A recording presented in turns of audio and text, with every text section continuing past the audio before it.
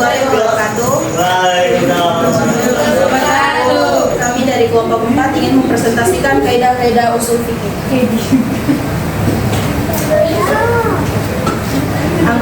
Nama anggota ada Nova Fajar Norafif, Firman Dafai, dan Nasya Febrialia. Pembahasan pengertian amar dan nahi, pengertian amhas dan taksis, pengertian mujmal dan mubayyan, pengertian murafid dan mustarok, pengertian mutlak dan mubayyan, pengertian zahir dan takwil, pengertian mantuk dan ma'hum.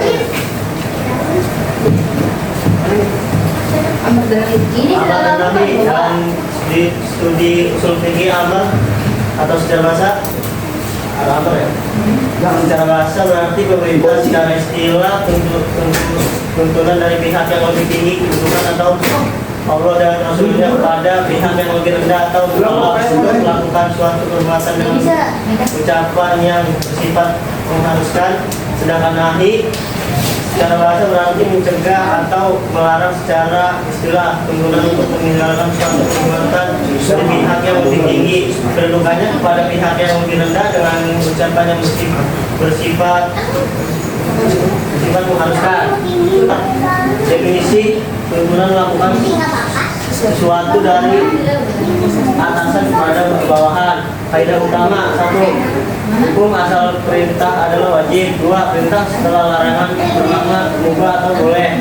3. Cukup dilakukan satu kali atau tidak harus berulang. Definisi tuntunan meninggalkan suatu perbuatan. Kaidah utama: 1. Hukum asal larangan adalah haram. 2. Menuntut untuk segera meninggalkan selamanya. 3. Larangan menunjukkan rusaknya batal perbuatan jika diucapkan dilakukan. Am dan khas nih nggak kelihatan situ coba ya am, khas dan takis.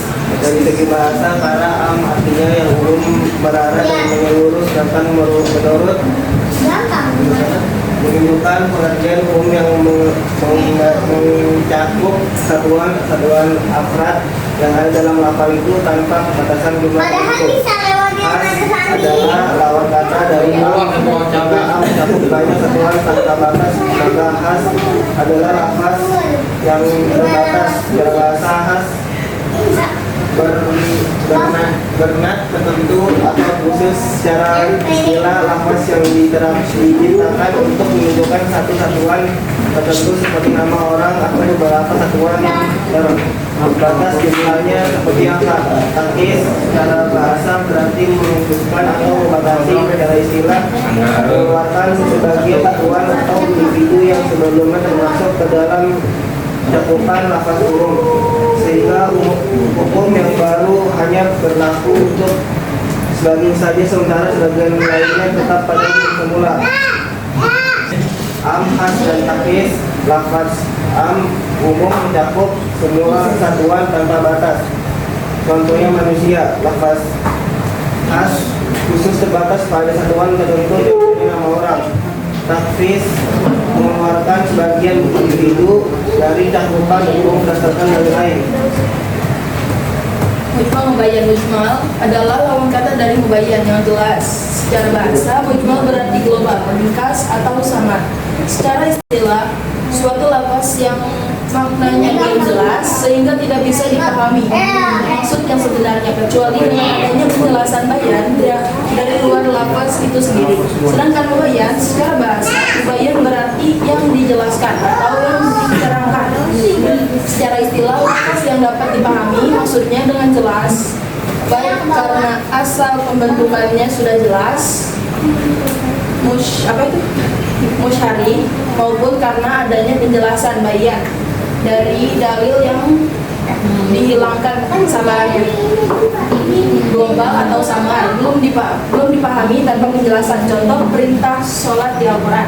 Mubayyan jelas dan jelas, sudah ada penjelasan bayan, baik lewat ucapan maupun perbuatan Nabi.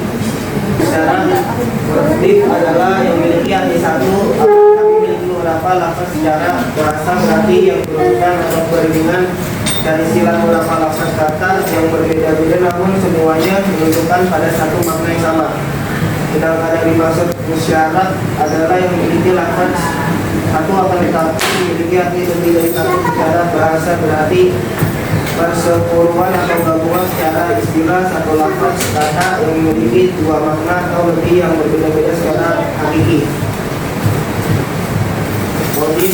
Muradif dan musyarat. Muradif sinonim banyak kata dan satu makna, contoh al-as'ad dan al-latif sama dengan singa. Musyarat homonim satu kata dengan banyak makna, contoh uni, suci,